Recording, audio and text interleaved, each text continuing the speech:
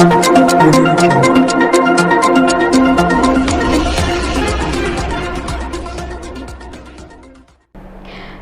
आदाब। आसनसोल टाइम्स में हमारे दर्शकों का बहुत बहुत स्वागत है। मैं आफरीन आई हूं शिल्पांचल की ताजा तरीन खबरें लेकर। खबरों के सिलसिला को शुरू करते हैं, लेकिन उससे पहले लेते हैं एक छोटा सा break. Sponsored by 1011 grocery shop.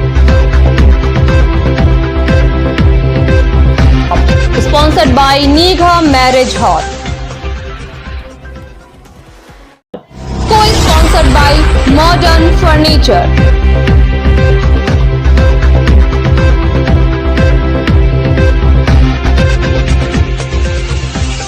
अगर दिल में कुछ करने का जज्बा हो और इंसान में उस जज्बे को अमली जामा पहनाने का हुनर भी हो, तो बहुत कम समय में ही एक इंसान वो मकाम हासिल कर लेता है जिसे पाने के लिए किसी किसी को पूरी जिंदगी लग जाती है।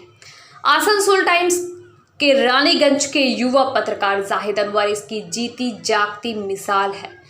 पत्रकारिता के क्षेत्र में जाहिद अनवर ने बहुत कम समय में सिर्फ रानीगंज ही नहीं बल्कि पूरे शिल्पांचल में वो मकाम हासिल किया है कि आज समाज के विभिन्न वर्गों और पेशे से जुड़े लोग उनकी निर्भीक पत्रकारिता के मुरीद बन चुके हैं। यही वजह है कि 2 सितंबर को जाहिद अनवर के जन्मदिन के मौके पर रानीगंज के कई नामचीन हस्तियों ने धूमधाम से उनका जन्मदिन मनाया। रानीगंज के इतवारी मोड़, नेताजी मोड़, कोरोनेशन गली और आसनसोल नगर निगम के 89 नंबर वार्ड अंतर्गत रानीगंज के राजा बांध इलाकों में उनका जन्मदिन मनाया गया। इस मौके पर रानीगंज के विभिन्न वर्गों के प्रबुद्ध व्यक्ति उपस्थित थे, जिन्होंने केक खिलाकर जाहिद अनवर को उनके जन्मदिन की हार्दिक शुभकामनाएं दी। इसके साथ ही सभी ने उनकी लंबी उम्र की कामना करते हुए पत्रकारिता के क्षेत्र में और तरक्की हासिल करने का आशीर्वाद दिया। जाहिद अनवर ने भी इन सभी को धन्यवाद दिया और कहा कि आने वाले समय में वो सबके आशीर्वाद से पत्रकारिता के जरिए समाज की इसी तरह से सेवा करते रहना चाहते हैं। Raniganj Ranisar 33 number ward Bajoria hall में तृणमूल नेता सदन कुमार सिंह के नेतृत्व में कर्मी सभा का आयोजन किया गया। इस मौके पर रानीगंज टाउन के टीएमसी अध्यक्ष रुपेश यादव विशेष रूप से उपस्थित थे। इस मौके पर पश्चिम बर्धमान जिला तृणमूल युवा कांग्रेस उपाध्यक्ष सदन कुमार सिंह ने कहा कि आज टीएमसी सुप्रीमो ममता बनर्जी के आदेश अनुसार और रानीगंज टाउन अध्यक्ष रुपेश यादव के निर्देश पर इस सभा का आयोजन किया गया। इस सभा में टीएमसी को इस क्षेत्र में कैसे और मजबूत बनाया जाए, इस पर चर्चा की गई।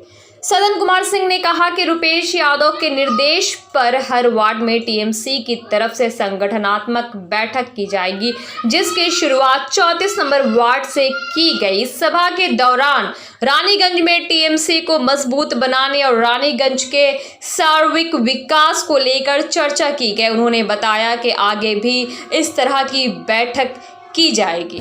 रानीगंज से जाहिद अनवर की खास रिपोर्ट।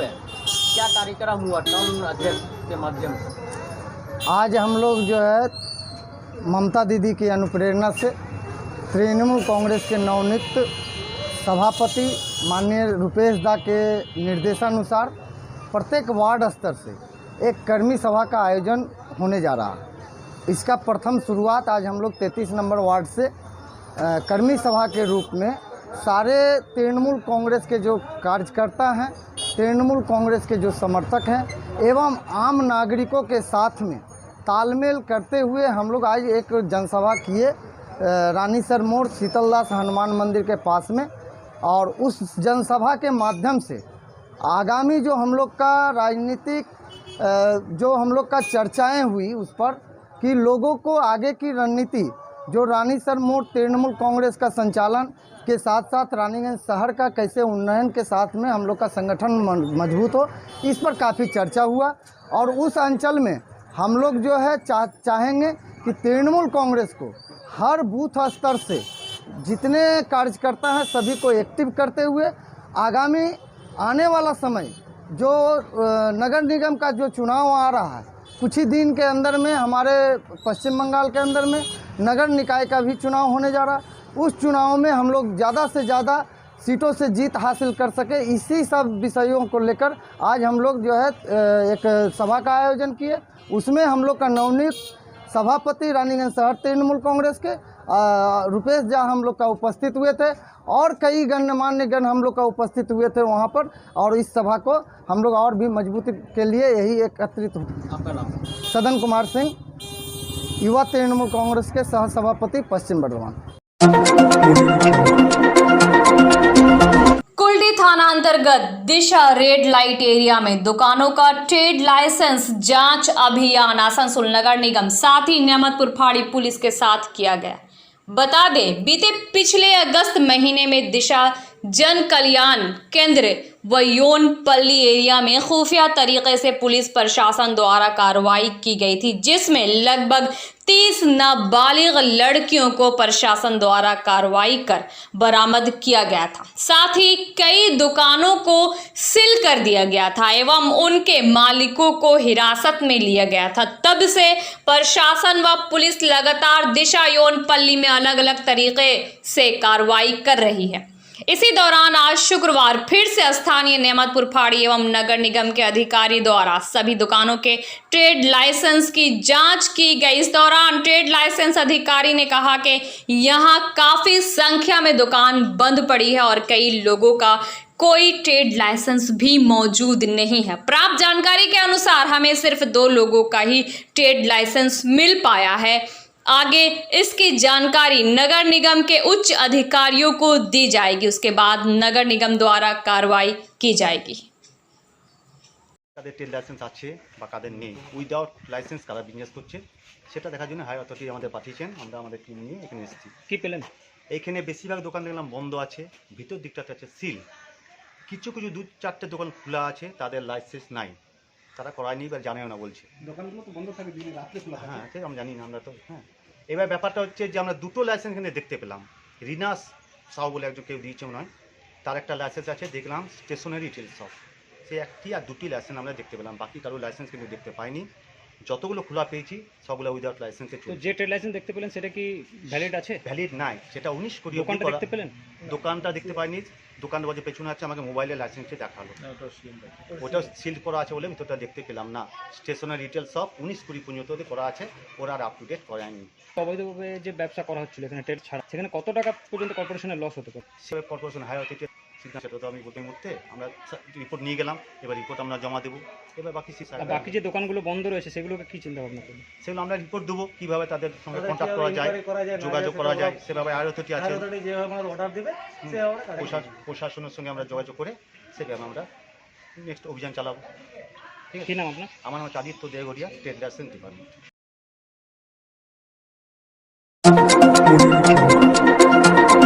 कोरोना का खात्मा अभी भी नहीं हुआ है, लेकिन कुछ लोग कोरोना के खतरे को नजरअंदाज करते हुए बिना मास्क के घूम रहे हैं। ऐसे लोगों को जागरूक करने के लिए आज रानीगंज ट्रैफिक विभाग की तरफ से प्रभारी मनोज कुमार ठाकुर ने रानीगंज के कई इलाकों में राह चलते लोगों में मास्क वितरण किया। मनोज कुमार ठाकुर ने न सिर्फ मास्क का वितरण किया बल्कि लोगों को कोरोना को लेकर जागरूक भी किया। इसके साथ ही मनोज कुमार ठाकुर ने लोगों को वाहन चलाते वक्त हेलमेट पहनने की भी सलाह दी।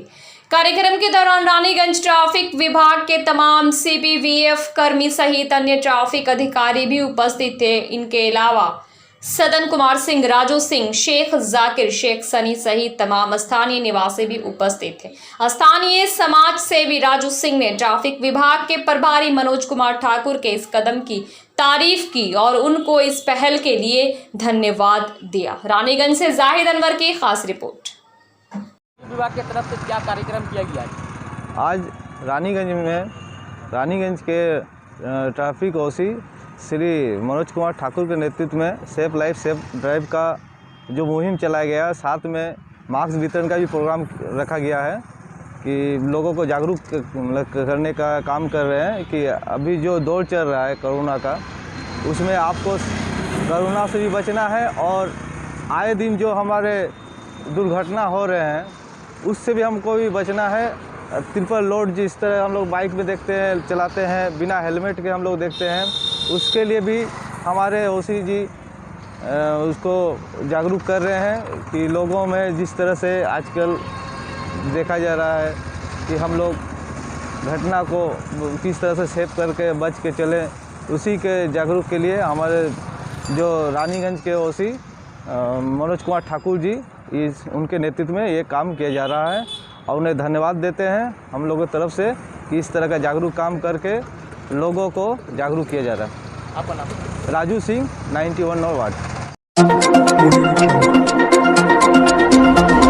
आने वाले 5 और 6 सितंबर को रानीगंज के स्पोर्ट्स असेंबली में दक्षिण बंगाल के सबसे बड़े व्यवसायी संगठन फॉस्बिकी की तरफ से औद्योगिक विकास पर 2 दिवसीय राष्ट्रीय सेमिनार का आयोजन किया जाएगा। इसे लेकर आज रानीगंज के बासड़ा में फॉस्बिकी द्वारा एक संवाददाता सम्मेलन किया गया। संगठन के अध्यक्ष RB Khaitan, Harsh Khaitan, Raniganj chamber of commerce के सचिव अरुण भारतीय, रोहित खैतान आदि उपस्थित थे। फॉस्बिकी के सदस्यों ने कहा कि कोरोना काल में छोटे और मंझले उद्यमियों को काफी नुकसान झेलना पड़ा है, जिससे वो अभी भी उभर नहीं पाए हैं। उन्होंने बताया कि इस 2 दिवसीय सेमिनार के माध्यम से फॉस्बिकी समूचे देश के उद्यमियों को एक छत के नीचे लाना चाहते हैं ताकि इस कोरोना काल में जो नुकसान हुआ है उससे उभरने का कोई तरीका मिल सके। उन्होंने कहा कि सेमिनार के दौरान चार्टर्ड अकाउंटेंट प्रदीप खंडेलवाल उद्यमियों को जीएसटी के बारे में जानकारी देंगे। इसके साथ ही बंगाल के पारंपरिक नृत्य संगीत के कार्यक्रम भी होंगे। रानीगंज से जाहिद अनवर की खास रिपोर्ट। कोई मशीनरी में बहुत आगे है। अब ये नॉर्थ ईस्ट वाले हैं तो मशीनरी नहीं बनाते हैं, लेकिन इनके पास में समझ लीजिए टूरिज्म उद्योग के अलावा अब कुछ फ्रूट प्रोसेसिंग इंडस्ट्री वहाँ लग रही है, प्लाई की इंडस्ट्रीज हैं वहाँ पर। तो इस बात की जानकारी सबको मिले तो जो तबाह हो गए हैं, वो जो नए उद्योगों की, नए व्यवसायों की तलाश में हैं, उनको ये जानकारियाँ मिलना बहुत जरूरी। जो 50 वर्ष से काम करो तो सारा देश को जानते कहाँ से क्या सामान मंगाना है। तो हम इसके माध्यम से, इस सेमिनार के माध्यम से लोगों को जोड़ना चाहते हैं। और इसी तरह के सेमिनार फिर हम लोग अब इसके बाद हम लोग ईस्टर्न इंडिया के लेवल पर करेंगे। ईस्टर्न इंडिया में और करीब आ गए आसाम, बंगाल, बिहार, झारखंड, ये हम लोग 4 स्टेट मिल कर के किए। नॉर्थ वाले अलग अपने राजस्थान, हरियाणा, पंजाब, उनको मिल के किए। तो और करीब आने से और ज़्यादा जानकारी हुई और उसके बाद में वही राष्ट्रीय स्तर पर इसको फैला करके और हम लोग इसको आगे बढ़ाने का कार्यक्रम बना रहे हैं। कहाँ तक सक्सेस मिलेगी ये तो वक्त बताएगा, कहाँ तक हम इसको सफल कर पाएंगे ये तो वक्त बताएगा। लेकिन हम भी काट बिडाली गिलहरी की तरह प्रयास तो करें ईमानदारी से कि हाँ भाई, हमारे जो व्यापारी चले गए हैं, कुछ लोगों ने वो धंधा ही छोड़ दिया है, वो धंधे की तलाश में है, वो कुछ कार्य करने के लिए तलाश कर सके और उसमें हम क्या मदद कर सकते हैं। उसी तरह इंट्रा स्टेट आज हमारी कूच बिहार में क्या बन रहा है, इस बात की जानकारी हमारे दक्षिण बंगाल के अन्य जिलों को कदाचित नहीं है। तो हम उनको ये आपस में कूच बिहार का ट्रेड लीडर आ रहा है। आज के सेमिनार में कूच बिहार के सिलीगुड़ी साइड के, उधर के नॉर्थ बंगाल के भी लोग आ रहे हैं, जो 5 तारीख को हो रहा है। तो आपस में इंटरेक्शन होगा, जानकारी मिलेगी आप क्या काम करते हैं। फिर यही जरा सा और बड़े स्तर पर करेंगे, जिसमें वो लगेंगे, स्टॉल्स लगेंगे सारे राज्यों के। इसमें भी हो सकता है कुछ वैसे लोग आने की बात है।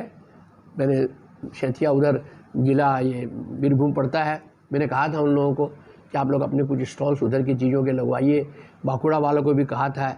अभी शुरू में झिझक है और हिचक है, क्या सक्सेस मिलेगी नहीं मिलेगी। धीरे धीरे इसका आकार विस्तृत कर देंगे। 3 दिन का इसका व्यापार मेला लगवाएंगे, उसमें लोगों को जानकारी देंगे, देखिए ये सामान सब यहाँ पर मिल रहा है।